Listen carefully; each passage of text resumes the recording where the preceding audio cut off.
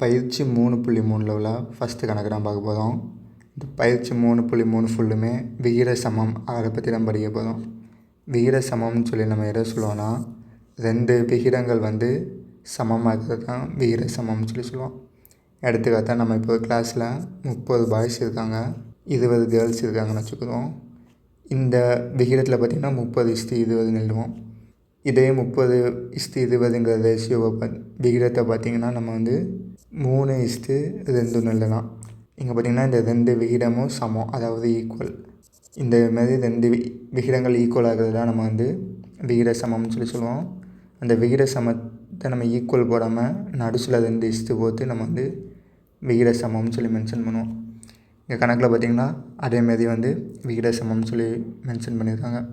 இந்த விகித சமத்தில் பார்த்திங்கன்னா விகித சம விதின்னு சொல்லி ஒன்று இருக்குது.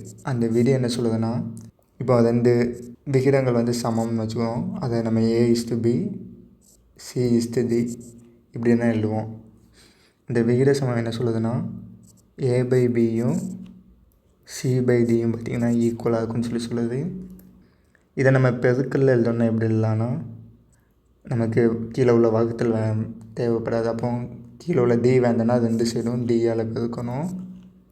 அதேமாரி இடது பக்கத்தில் உள்ள B வேண்டாம் நமக்கு, அதேமாரி 2 சைடும் Bயால் பெருக்கணும்னா இடது பக்கத்தில் Bயும் கேன்சல் ஆகி AD மட்டும் இருக்கும். வலது பக்கத்தில் பார்த்திங்கன்னா Dயும் கேன்சல் ஆகி BC மட்டும் இருக்கும்.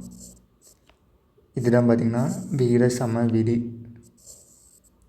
அப்போது 2 விகிதம் சமமாக இல்லையான்னு சொல்லி எப்படி கண்டுபிடிப்போன்னா, அதை பின்ன வடிவத்தில் எழுதி Aயும் Dயும் பெருக்குவோம். அதேமாரி Bயும் Cயும் பெருக்குவோம். அந்த 2 பெருக்கி கிடைக்கிற ஆன்சர் சமமாக இருந்துச்சுன்னா நம்ம 2 விகிதங்கள் சமமாக இல்லையான்னு சொல்லி சொல்லுவோம். இப்போ இந்த விகித சம விதியை யூஸ் பண்ணி ஃபஸ்ட்டு கணக்கு சால்வ் பண்ணலாம். ஃபஸ்ட்டு கணக்கில் பார்த்திங்கன்னா 3:5 சமம். நமக்கு பாக்ஸ் தெரியாதது பார்த்திங்கன்னா நான் எக்ஸ்ன்னு வச்சுக்குவேன், /20. இங்கே A பார்த்திங்கன்னா 3, B பார்த்திங்கன்னா 5, C பார்த்திங்கன்னா X, D பார்த்திங்கன்னா 20. இது விகித சமப்படி எழுதுவோமா? Aக்கு பதிலாக பார்த்திங்கன்னா 3 பெருக்கல் Dக்கு பதிலாக பார்த்திங்கன்னா 20. அதேமாரி வலது பக்கத்தில், அதாவது ஈக்குவலுக்கு அப்புறமா Bயோட மதிப்பு பார்த்திங்கன்னா 5, Cயோட மதிப்பு பார்த்திங்கன்னா X. ஏன்னா நமக்கு தெரியாது. இது நமக்கு கண்டுபிடிக்க வேண்டியது பார்த்திங்கன்னா X மட்டும்தான். நமக்கு Xோட மதிப்பு மட்டும்தான் வேணும், இந்த 5ஓட மதிப்பு தேவையில்லை. அப்போ நான் பார்த்திங்கன்னா 2 சைடும் 5ஆல் வகுத்தோம்னா வலது பக்கத்தில் உள்ள 5 கேன்சல் பண்ணிடலாம். வலது பக்கத்தில் பார்த்திங்கன்னா 5ம் கேன்சல் ஆகிடும். இடது பக்கத்தில் 1 5 5, 4 5 20. இப்போ வலது பக்கத்தில் பார்த்திங்கன்னா X மட்டும் இருக்கும். இடது பக்கத்தில் பார்த்திங்கன்னா 3 4 12. அப்போ Xோட வேல்யூ பார்த்திங்கன்னா 12. இதை நம்ம இப்போ இந்த விகித சம விதியை யூஸ் பண்ணி சரியான்னு சொல்லி பார்க்கலாம். விகித சம விதி பற்றி பார்த்திங்கன்னா Aயும் Dயும், அதாவது 3யும் 20யும் பெருக்கும்போது பார்த்திங்கன்னா நமக்கு 60 ஆன்சராக கிடைக்கிது. அதுமாரி B பார்த்திங்கன்னா 5, C பார்த்திங்கன்னா 12. இப்போ நாங்கள் கண்டுபிடிச்சோம். 5யும் 12யும் பெருக்கும்போது நமக்கு பார்த்திங்கன்னா 60 ஆன்சராக கிடைக்கி. வலப்பக்கமும் இடது பக்கமும் ஆன்சர் சமமாக இருக்கிறதுனால நம்ம கண்டுபிடிச்ச ஆன்சர் பார்த்திங்கன்னா சரிதான். அடுத்து 2வது கணக்கில் கொடுத்துருக்க ரேஷியோ என்னென்னா X:24. இந்த விகிதம் 3:8 அப்படிங்கிற விகிதமும் சமம்னு சொல்லித்தாங்க. நம்ம இதை விகித சம விதி யூஸ் பண்ணி சால்வ் பண்ணலாம். இங்கே Aயோட மதிப்பு பார்த்திங்கன்னா X, Bயோட மதிப்பு 24, Cயோட மதிப்பு 3, Dயோட மதிப்பு 8. எப்பவும் போல் Aயும் Dயும் பெருக்கும். அப்போ இடது பக்கத்தில் பார்த்திங்கன்னா X × 8 இருக்கும். வலது பக்கத்தில் பார்த்திங்கன்னா BC, அதாவது 24 × 3 இருக்கும். நமக்கு இடது பக்கத்தில் உள்ள X மட்டும்தான் வேணும், அந்த 8 வேண்டாம். அதனால் 2 சைடும் 8ஆல் வகுப்போம். அப்படி 8ஆல் வகுக்கும்போது இடது பக்கத்தில் உள்ள 8 கேன்சல் ஆகி வெறும் X மட்டும் இருக்கும். வலது பக்கத்தில் 1 8 3 8 24, மிச்சம் 3 9 கிடைக்கும். அப்போது 2வது கணக்கில் அந்த பாக்ஸோட மதிப்பு பார்த்திங்கன்னா 9. இதை நம்ம எப்பவும் போல் விகித சம விதியை யூஸ் பண்ணி சரியாக தவறான்னு பார்ப்போம். இங்கே ஏயோட வேல்யூ பார்த்திங்கன்னா 9, டியோட வேல்யூ பார்த்திங்கன்னா 8, அதுமாதிரி பியோட வேல்யூ பார்த்திங்கன்னா 24, சியோட வேல்யூ 3. 9 தான் நமக்கான ஆன்சர் என்னென்னா 72. இடது வலப்பக்கத்தில் 24 3 கொடுத்துருங்க. 20 3 டைம் கூட்டினா நமக்கு 60 கிடைக்கும். அதுமாதிரி 4 3 டைம் பெருக்கும்போது 12, 60 கூட்டல் 12 72. வலப்பக்கமும் இடது பக்கமும் சமமாக இருந்ததுனால நமக்கு கிடைச்ச ஆன்சரும் பார்த்திங்கன்னா சரிதான். அடுத்து 3வது கணக்கில் பார்த்திங்கன்னா 3 விகிதங்கள் கொடுத்து அந்த 3மே வந்து சமம்னு சொல்லித்தாங்க. அதில் நம்ம வந்து கண்டுபிடிக்கணும். ஃபஸ்ட்டு விகிதம் வந்து 5:10 எக்ஸ்ன்னு எடுத்துக்கிறோம். 2வது விகிதம் பார்த்திங்கன்னா 10:8. 3வது விகிதம் பார்த்திங்கன்னா 15:, நம்ம எக்ஸ் ஆல்ரெடி யூஸ் பண்ணிட்டனால ஒய் எடுத்துக்கிறேன். இந்த 3 விகிதங்களுமே வந்து சரிதான். இதை நம்ம எப்படி சால்வ் பண்ணலான்னா, நமக்கு வந்து 3 விகிதங்கள் வச்சு சால்வ் பண்ண தெரியாது. அப்போ நம்ம நமக்கு என்ன தெரியும்னா 2 விகிதங்கள் வச்சு சால்வ் பண்ண தெரியும். அப்போ ஃபஸ்ட்டு இந்த 2 விகிதத்தையும் சால்வ் பண்ணுவோம்.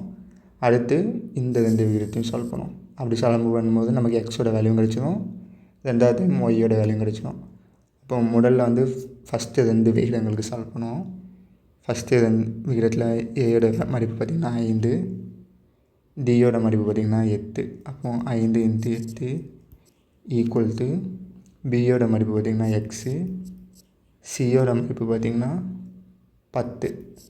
இங்கே நமக்கு எக்ஸ் தான் தேவை. அப்போ வலது பக்கத்தில் உள்ள 10 தேவையில்லை. 2 சைடும் 10ஆல் பெருக்கும். வலை பக்கத்தில் 10 10 கேன்சல் ஆகிடும். இடது பக்கத்தில் 5 5 2 10 இருக்கும். மறுபடியும் இதை கேன்சல் பண்ணலாம். 2 2 4 2 8. ஃபஸ்ட்டு பாக்ஸில் எக்ஸோட மதிப்பு பார்த்திங்கன்னா 4. அடுத்து 2வது பார்த்திங்கன்னா ஏயோட வேல்யூ பார்த்திங்கன்னா 10, டியோட வேல்யூ பார்த்திங்கன்னா ஒய். அடுத்து பியோட வேல்யூ 8, சியோட வேல்யூ 15. நமக்கு இடது பக்கத்தில் உள்ள 10 வேண்டாம். அப்போது 2 சைடும் 10ஆல் மறுபடியும் வகுப்போம். இடது பக்கத்தில் 10 10 கேன்சல் ஆகிடும். வலது பக்கத்தில் 3 5 15, 2 10, 2 2 4 2 8. ஒய்யோட மதிப்பு பார்த்திங்கன்னா 4 3 12 கிடைச்சிருக்கு. 3வது கணக்கில் இந்த 2வது பாக்ஸோட மதிப்பு பார்த்திங்கன்னா 12.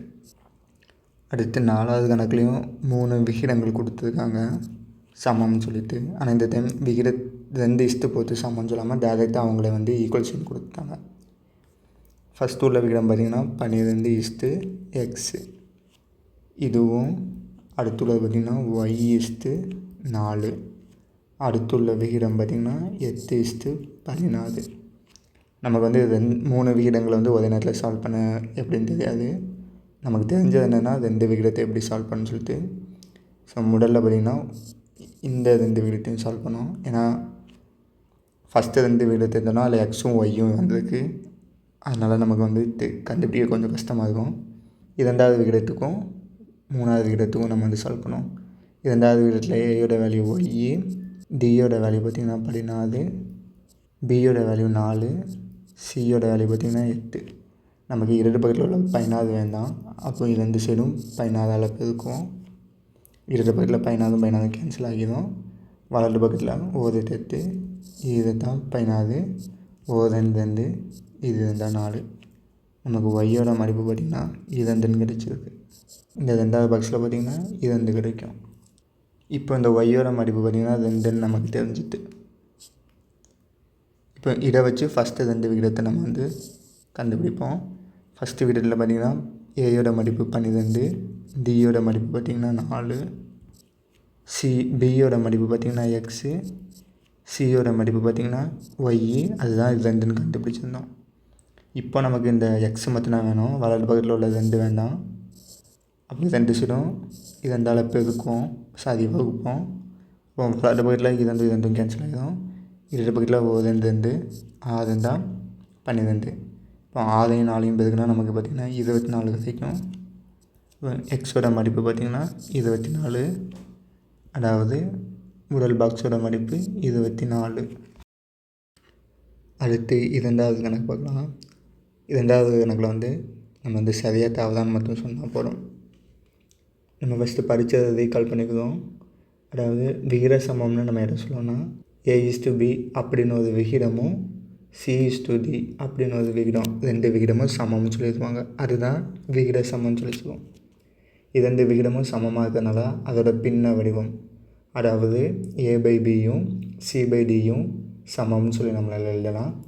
இப்போ இந்த வகுத்துலலாம் கேன்சல் பண்ணும்போது நமக்கு பார்த்திங்கன்னா ஏயும் டியும் பெருக்கும் போதும் பியையும் சியையும் பெருக்கும் போதும் கிடைக்கிற ஆன்சர் பார்த்திங்கன்னா சமமாக இருக்கும். இதை வச்சு தான் 2 விகிதங்கள் விகித சமமாக இல்லையான்னு சொல்லி சொல்லுவோம். அதுமாதிரி இந்த பாக்ஸில் உள்ள விதி பேர் தான் விகித சம விதி. இப்போ ஃபஸ்ட்டு கணக்கு பார்க்கலாம். 7 நபர்களுக்கும் 49 நபர்களுக்கும் உள்ள விகிதம். அதை நம்ம எப்படி எழுதலாம்னா 7:49. இதுதான் பார்த்திங்கன்னா ஃபஸ்ட்டு விகிதம். இரண்டாவது விகிதமாக எடை கொடுத்துருக்காங்கன்னா 11 கிலோகிராம் எடைக்கும் 88 கிலோகிராம் எடைக்கும் உள்ள விகிதம். இரண்டாவது அங்கே கொடுத்துருக்க விகிதம் பார்த்திங்கன்னா 11:88. இது பார்த்திங்கன்னா A:B C:D அந்த ஃபார்மேட்டில் இருக்கா. இப்போ அந்த 2 விகிதமும் நம்ம விகித சம விதியை யூஸ் பண்ணி சமமாக இல்லையான்னு சொல்லி பார்ப்போம். அதுக்கு பார்த்திங்கன்னா ஏயும் டியும் இருக்கணும். இங்கே ஏ பார்த்திங்கன்னா 7, டி பார்த்திங்கன்னா 88. 7×88. அதேமாதிரி பியையும் சியையும் பெருக்கணும். 49 × 11. 88யும் 7யும் பெருக்கணும்னா 7×49, 8×56 6 கிடைக்கும். மிச்சம் 5, மறுபடியும் 7×56, 5 கூட்டும்போது 61 கிடைக்கும். இப்போ இடது பக்கத்தில் பார்த்திங்கன்னா 616 கிடைக்குது. வலது பக்கத்தில் பார்த்திங்கன்னா 49யும் 11யும் பெருக்கணும். பார்த்திங்கன்னா 1ஆல் 6ஆல் பெருக்கினால ஈஸியாக இருக்குது. 9, 13, மிச்சம் 1, 5, 539. இங்கே பார்த்திங்கன்னா 2ஓட பெருக்கல் பலனும் சமம் இல்லை. அப்போது ஃபஸ்ட்டு கணக்கான ஆன்சர் பார்த்திங்கன்னா தவறு. அடுத்து இரண்டாவது கணக்கு பார்க்கலாம். 10 நூல்களுக்கும் 15 நூல்களுக்கும். ஃபஸ்ட்டு கொடுத்துருக்கிற விகிதம் பார்த்திங்கன்னா 10 நூல் 15 நூல், அதாவது 10:15. அடுத்து இரண்டாவது கொடுத்துருக்க விகிதம் பார்த்திங்கன்னா 3 நூல்களும் 15 நூல்களும், 3:15. இந்த 2 விகிதங்களும் விகித சமமானு சொல்லி பார்க்கணும். இங்கே ஏ பார்த்திங்கன்னா 10, பி பார்த்திங்கன்னா 15, சி பார்த்திங்கன்னா 3, டி பார்த்திங்கன்னா 15. ஃபஸ்ட்டு ஏவையும் டியையும் பெருக்கும், அதாவது 10×15. அடுத்து பியையும் சியையும் பெருக்கும், 15×3. இங்கே ஒரே நம்பர் வந்ததுனால நம்ம ஈஸியாக சொல்லிடலாம். எப்படி இருந்தாலும் 10, 15, 3, 15 வேறு வேறு ஆன்சர் ஆக போகுது. அதாவது 10, 15 பார்த்திங்கன்னா 150, 3, 15 பார்த்திங்கன்னா 45. ரெண்டும் சமம் இல்லை. அப்போ இரண்டாவது கணக்கும் பார்த்திங்கன்னா ஆன்சர் தவறு. அடுத்து மூணாவது கணக்கு பார்த்திங்கன்னா 40 நூல்களின் எடை 8 கிலோகிராம். அதாவது 40 நூல்களோட வெயிட்டு பார்த்திங்கன்னா 8 கிலோகிராம்னு சொல்லிட்டாங்க. எனில் 15 நூல்களின் எடை 3 கிலோகிராம். அப்படின்னா 15 நூல்களோட எடை, அதாவது வெயிட் எவ்வளோ இருக்குன்னு சொல்லி எடுத்துக்காட்டாக ஒரு சின்ன கணக்கு பார்க்கலாம். இப்போ 5 நூல்களோட வெயிட்டு பார்த்திங்கன்னா 50 கிலோன்னு வச்சுக்குவோம். 50 கிலோகிராம் இதுன்னு வச்சுக்குவோம்.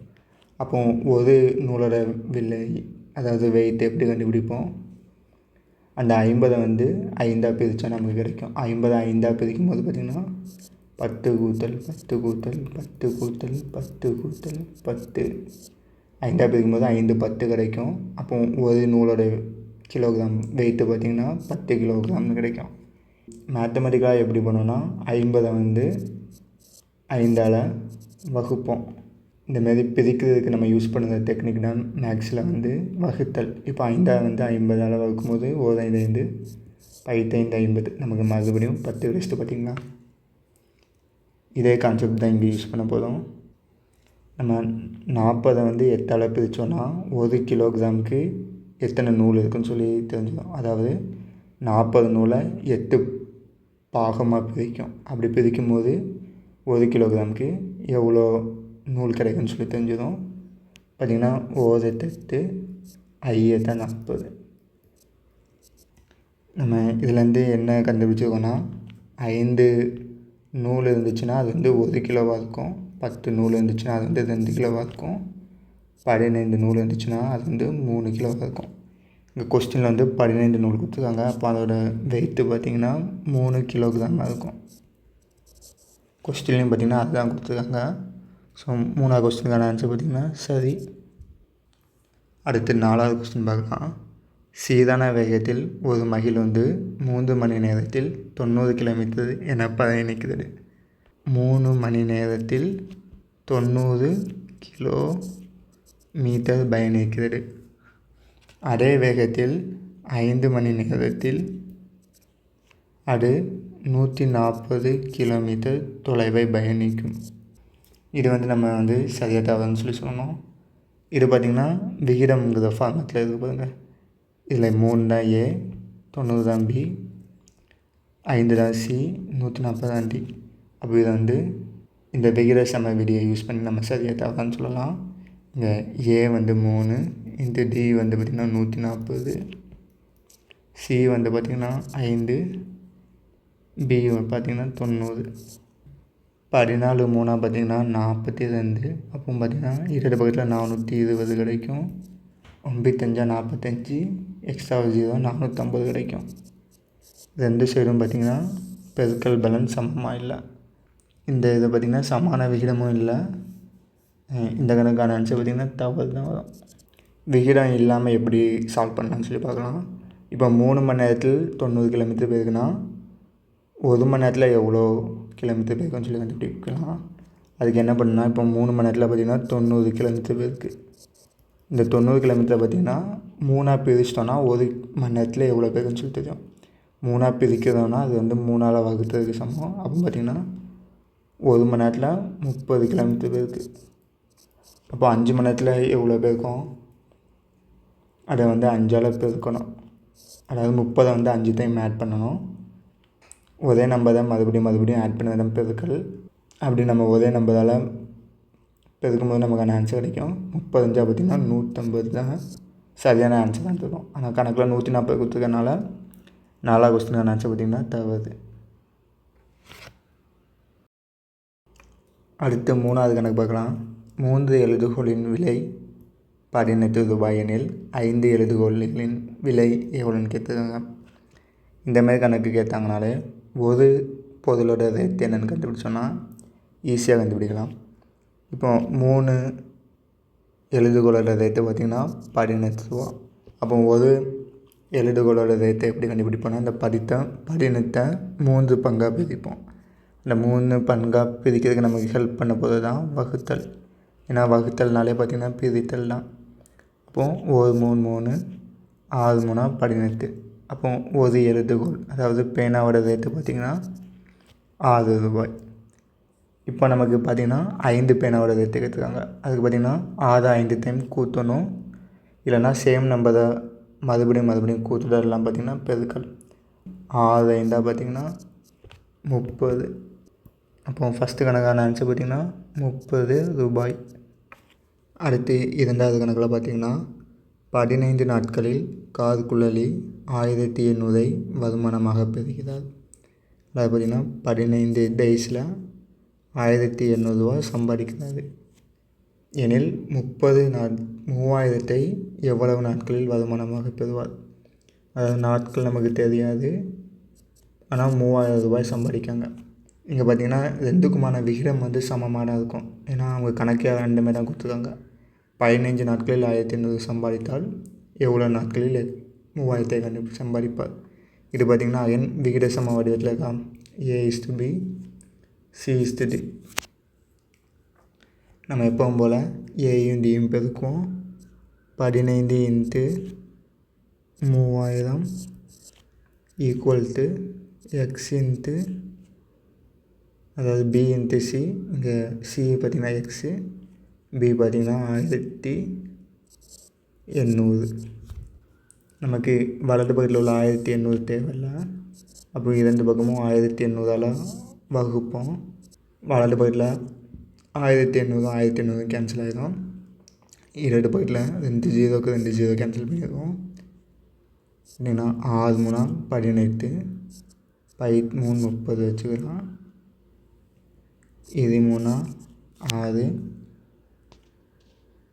3 15 2 5 10 மிச்சம் 2 5 2 இப்போ இருக்கும்போது நமக்கு பார்த்திங்கன்னா 25 வலது பக்கத்தில் வெறும் எக்ஸ் மட்டும்தான் இருக்குது. அப்போ நமக்கு பார்த்திங்கன்னா எக்ஸ் வந்து 25 கிடைச்சிருக்கு. அப்போ கால்குலேட்டர் பார்த்திங்கன்னா 25 நாட்களில் 3000 ரூபாய் சம்பாதிக்கிறார். இதை எப்படி சரி பார்க்கலான்னா 1800 ரூபாயை வந்து 15 நாளில் சம்பாதிக்காங்கன்னா அந்த 1800 15ஆல் வகுக்கும்போது நமக்கு வந்து ஒரு நாளைக்கு எவ்வளோ சம்பாதிச்சுக்காங்கன்னு சொல்லி தெரியும். அதாவது வகுக்கிறது மூலமாக நம்ம என்ன பண்ணுவோம்னா 1800 வந்து 15 பார்ட்டாக வந்து பிரிக்கிறோம். இங்கே பார்த்திங்கன்னா 3 5 15 அதுமாதிரி மேலேயும் பார்த்திங்கன்னா 3 5 15 மிச்சம் 3 வரும். 6 5 30 மிச்சம் 0. இங்கே பார்த்திங்கன்னா 1 3 12 3 36 மிச்சம் 0. நமக்கு பார்த்திங்கன்னா ஒரு நாளைக்கு 120 ரூபா சம்பாதிச்சிருக்காங்க. இதேமாதிரி இப்போ பார்த்திங்கன்னா 3000 வந்து 25 பிரிச்சோன்னாலும் நமக்கு இதே 120 வந்துச்சுன்னா நம்ம கண்டுபிடிக்கிற ஆன்சர் பார்த்திங்கன்னா சரி. இங்கே பார்த்திங்கன்னா 5 5 25 6 5 30 மிச்சம் 2 0 இருக்குது. அப்போ 600/5 1 5 5 12 5 60 மிச்சம் 0. ரெண்டும் நமக்கு பார்த்திங்கன்னா 120 தந்திருக்கு ஒரு நாள் சம்பளமாக. அப்போ நம்ம கண்டுபிடிச்ச ஆன்சர் பார்த்திங்கன்னா சரி. அடுத்து 4வது கணக்கு பார்க்கலாம். 12, 24, 18, 36 ஆகிய எண்களை கொடுக்கப்பட்ட வரிசையில் விகித சமமாக இரு விகிதங்களாக எழுத முடியுமான்னு சொல்லி கேட்டிருக்காங்க. விகித சமமாக எழுதணும்னா நமக்கு என்ன பண்ணணும்னா ஏயையும் டியையும் பெருக்கும் போதும் பியையும் சியையும் பெருக்கும் போதும் நமக்கு கிடைக்கிற ஆன்சர் பார்த்திங்கன்னா சமமாக இருக்கணும். இங்கே பார்த்திங்கன்னா கொடுக்கப்பட்ட வரிசையில், அப்போ அவங்க கொடுத்துருக்கிற வரிசையை படி அப்படி எழுதுவோம். 12:24 இது வந்து 18:36. இங்கே ஏ பார்த்திங்கன்னா 12, பி பார்த்திங்கன்னா 24, சி பார்த்திங்கன்னா 18, டி பார்த்திங்கன்னா 36. இதை நம்மளோட விகித சம விதிப்படி எழுதுவோம். அதாவது ஏயையும் டியையும் பெருக்கணும். அதாவது 12ஐயும் இங்கே டி வந்து 36 ரெண்டையும் பெருக்கணும். அடுத்து பி பார்த்திங்கன்னா 24, சி பார்த்திங்கன்னா 18 இரண்டையும் பெருக்கணும். இங்கே பார்த்திங்கன்னா எல்லாமே பார்த்திங்கன்னா 6வது வாய்ப்பாடில் கேன்சல் ஆகும். ஸோ நான் பார்த்திங்கன்னா எல்லாத்தையும் 6ஆல் வகுத்துக்கிறேன். ஏன்னா அப்போனா நமக்கு கொஞ்சம் பெருக்க ஈஸியாக இருக்கும். அப்போ 12 6ஆல் வகுக்கும்போது நமக்கு 2 கிடைக்கும். 36 6ஆல் வகுக்கும்போது நமக்கு 6 கிடைக்கும். 24 6ஆல் வகுக்கும்போது 4 கிடைக்கும்.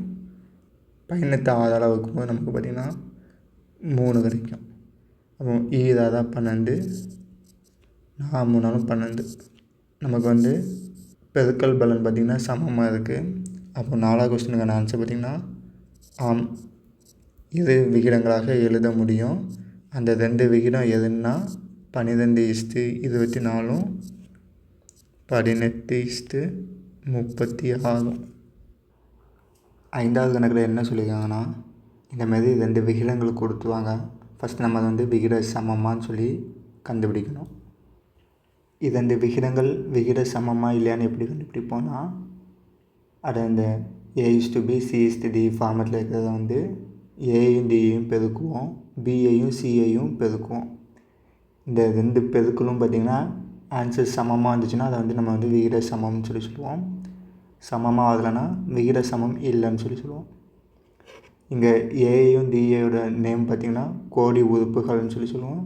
பியும் சியையும் நேம் பார்த்திங்கன்னா நடு உறுப்புகள்.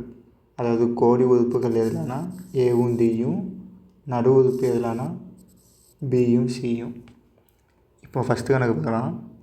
78 லிட்டருக்கும் 130 லிட்டருக்கும் உள்ள விகிதம். இன்னொரு விகிதம் என்ன கொடுத்துருக்காங்கன்னா 12 குப்பிகளும் 20 குப்பிகளும். இங்கே பார்த்திங்கன்னா A:B C:D அந்த ஃபார்மேட்டில் வந்துட்டா. அப்போ நம்ம ஃபஸ்ட்டு என்ன பண்ணலான்னா ஏயையும் டியையும் பெருக்கலாம். இங்கே ஏ பார்த்திங்கன்னா 78, டி பார்த்திங்கன்னா 20. இது வந்து சமமாக இருக்கணும். எதுக்குன்னா 130ஐயும் 12ஐயும் பெருக்கும் போது, ஏன்னா 130 தான் இங்கே பி, 12 தான் இங்கே சி. இது கொஞ்சம் பெரிய நம்பராக இருக்குது. எல்லா பக்கமும் சமமாக இருக்கிறதுக்காண்டி, அதாவது சின்ன நம்பராக இருக்கிறதுக்காண்டி எல்லா நம்பரையும் 2ஆல் பெருக்கிக்கிறேன், வகுத்துக்கிறேன். அப்போ 2ஆல் வகுக்கும்போது பார்த்திங்கன்னா ஃபஸ்ட்டு 78 2ஆல் வகுக்கும்போது 3 2 6, மிச்சம் 1 போகும். 9 2 18. இங்கே 20 2ஆல் வகுக்கும்போது 10, 130 2ஆல் வகுத்தா 65, 12ஆல் 2ஆல் வகுக்கும்போது நமக்கு 6 கிடைக்கும். 39 பெருக்கல் 10 பார்த்திங்கன்னா 390. 65 வந்து 6ஆல் பெருக்கணும்னா 5 30க்கு 0, மிச்சம் 3, 6 36 3 39. வலது பக்கமும் இடது பக்கமும் சமமான நம்பர் தான் வந்திருக்கு. ஃபஸ்ட்டு கணக்குக்கான ஆன்சர் பார்த்திங்கன்னா விகிடம் தான், அதாவது விகிடம் உள்ளதுன்னு போட்டுக்கலாம். இதில் கோடி உறுப்புகள் பார்த்திங்கன்னா ஏயும் டியும், அதாவது 78ம் 20ம். நடு உறுப்புகள் பார்த்திங்கன்னா 130ம் 12ம், அதாவது பியும் சியும். அடுத்து 2வது கணக்கு பார்க்கலாம். 400 கிராமுக்கும் 50 கிராமுக்கும் உள்ள விகிடமும், அதுக்கப்புறம் 25 ரூபாய்க்கும் 625 ரூபாய்க்கு உள்ள விகிடமும் வந்து விகிட சமமாக இல்லையான்னு சொல்லி பார்க்கணும். எப்பவும் போல் A:D போடலாம். ஏ பார்த்திங்கன்னா 400, டி பார்த்திங்கன்னா 625, பி பார்த்திங்கன்னா 50, சி பார்த்திங்கன்னா 25. இதோட பெருக்கல் பலன் பார்த்திங்கன்னா சமமாக இருக்காது. ஏன் சமமாக இருக்காதுன்னா இங்கே பார்த்திங்கன்னா 400 வந்து 50 விட பெருசு, 25ஓட 625 ரொம்பவே பெருசு. இந்தமாதிரி பெரிய நம்பராக இருக்கிறனால இதை நம்ம வந்து பார்த்த உடனே சொல்லிடலாம். 2வது கணக்குக்கான ஆன்சர் பார்த்திங்கன்னா இது வந்து விகிட சமம் இல்லை. ஆனால் இதோட கோடி உறுப்புகள் வந்து நம்மளால் எழுத முடியும். கோடி உறுப்புகள் எழுதுவோம் ஏயையும் டியையும். அதாவது இந்த கணக்கில் 400ம் 625ம். நடு உறுப்பு பார்த்திங்கன்னா பியும் சியும் 50ம் 25ம். அடுத்து 6வது கணக்கு பார்க்கலாம். அமெரிக்காவின் பிரபலமான தங்க நுழைவு வாயில் பாலம் 6480 அடி நீளம் கொண்டது பார்த்துக்கோங்க. அதோட உயரம் பார்த்திங்கன்னா 756 அடின்னு கொடுத்துட்டாங்க. ஒரு கண்காட்சியில் பயன்படுத்தப்பட்ட அதன் மாதிரி பாலத்தின் நீளம் 60 அடி மற்றும் உயரம் பார்த்திங்கன்னா 7 அடின்னு கொடுத்துட்டாங்க. இந்த 2 அளவும் பார்த்திங்கன்னா விகிட சமமாக இருக்கா இல்லையான்னு சொல்லி நம்மளை கண்டுபிடிக்க சொல்லியிருக்காங்க. இங்கே பார்த்திங்கன்னா ஏயோட வேல்யூ பார்த்திங்கன்னா இது, டியோட வேல்யூ பார்த்திங்கன்னா இது. அப்போ அந்த 2ஐயும் ஃபஸ்ட்டு பெருக்கும்.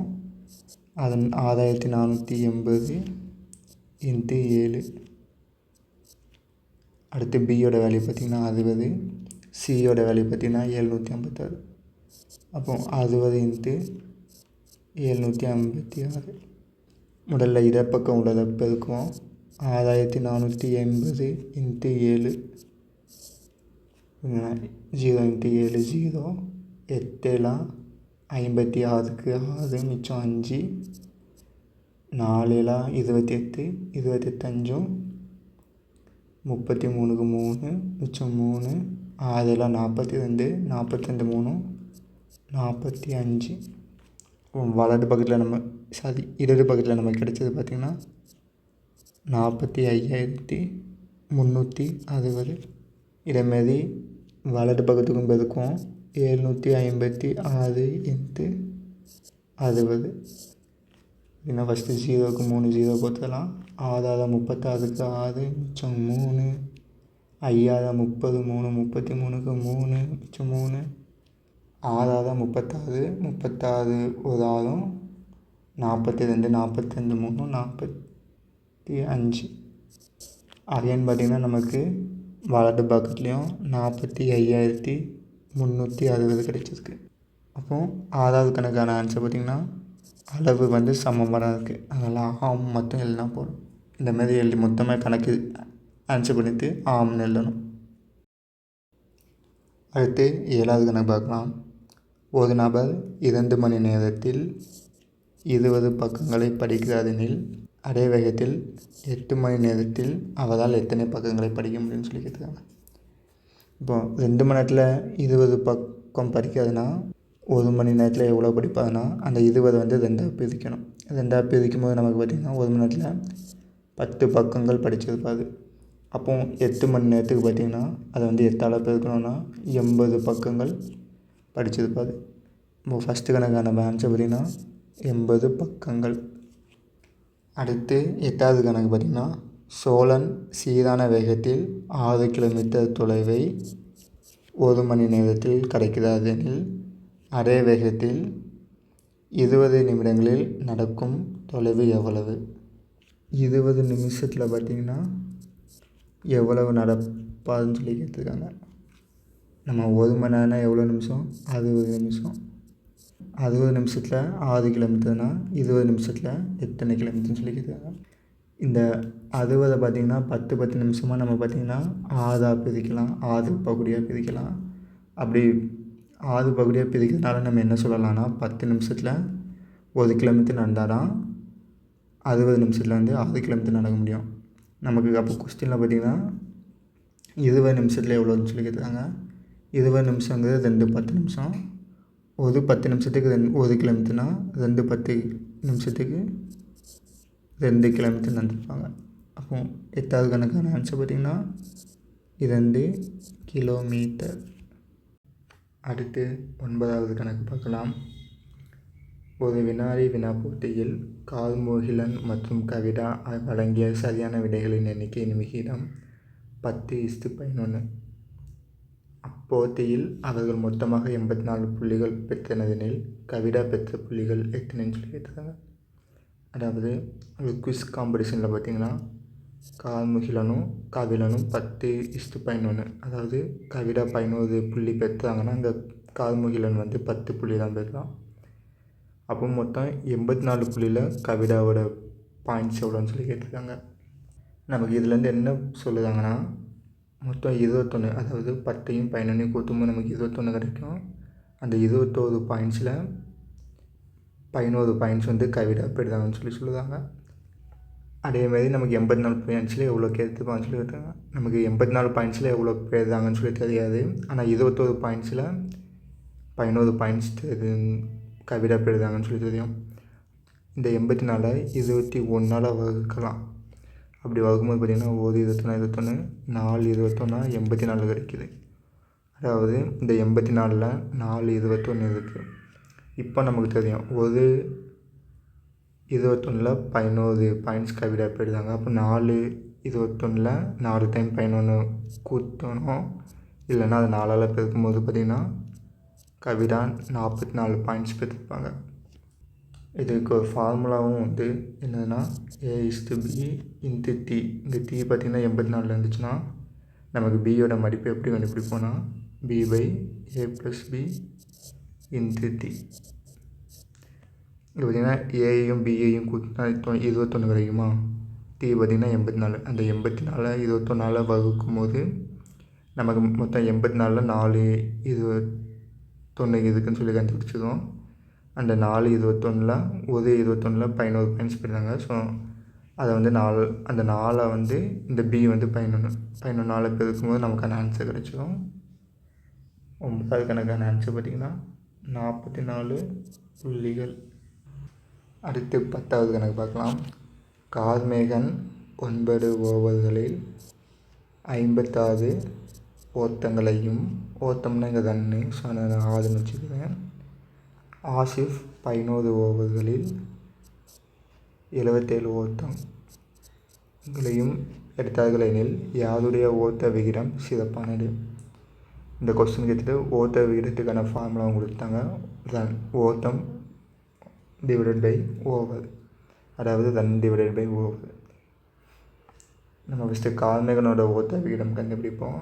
கார்மேகன் பார்த்திங்கன்னா 54 ரன்னும் 9 ஓவர் அடிச்சிருக்கான்.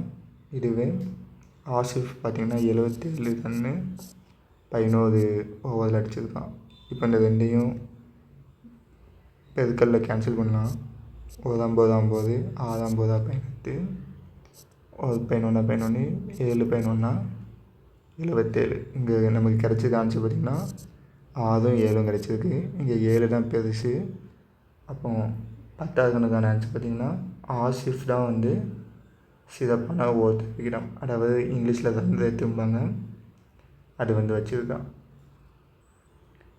அடுத்து 11வது கணக்கு பார்க்கலாம். உன் நண்பன் 5 ஆப்பிள்களை 70 ரூபாய்க்கும் நீ 6 ஆப்பிள்களை 90 ரூபாய்க்கும் வாங்கினால் யார் வாங்கியது சிறப்பு? நமக்கு வந்து ஃபஸ்ட்டு நம்ம ஃப்ரெண்டு வந்து ஒரு ஆப்பிளை எவ்வளோ ரூபாய்க்கு வாங்கியிருக்கான்னு சொல்லி கண்டுபிடிப்போம். ஒரு ஆப்பிளோட ரேட்டு கண்டுபிடிக்க பார்த்திங்கன்னா நம்ம 70 வந்து 5 பாகங்களாக பிரிக்கணும். அதுக்கு நம்ம மேத்தமெட்டிக்கலாக என்ன பண்ணோம்னா 70 5ஆல் வகுப்போம். 70 5ஆல் வகுக்கும்போது பார்த்திங்கன்னா 5 5 மிச்சம் 2 இருக்கும். 4 5 20. அப்போது நம்ம ஃப்ரெண்டு பார்த்திங்கன்னா ஒரு ஆப்பிளை 14 ரூபாய்க்கு வாங்கியிருக்கான். நம்ம எவ்வளோ ரூபாய்க்கு வாங்கியிருக்கோன்னு எப்படி கண்டுபிடிப்போம்னா 90 வந்து 6 பாகங்களாக பிரிக்கும் போது ஒரு ஆப்பிளோட ரேட்டு கிடைக்கும். அது மேத்தமெட்டிக்கலாக எப்படி பண்ணோன்னா 6ஆல் வகுப்போம். 6 1 6 மிச்சம் 3 இருக்கும். அப்படின்னா 5 30. அப்போ நம்ம பார்த்திங்கன்னா 15 ரூபாய்க்கு வாங்கியிருக்கோம். கொஸ்டினில் கேட்டது யார் வாங்கியது சிறப்பு? எப்போவுமே ரேட்டு கம்மியாக வாங்கினது தான் பார்த்திங்கன்னா சிறப்பு. அப்போ 11வது கொஸ்டினுக்கான ஆன்சர் பார்த்திங்கன்னா நம்மளோட நண்பன், அதாவது ஃப்ரெண்டு வாங்கினது தான் பார்த்திங்கன்னா சிறப்பாக வாங்கியிருக்கான்.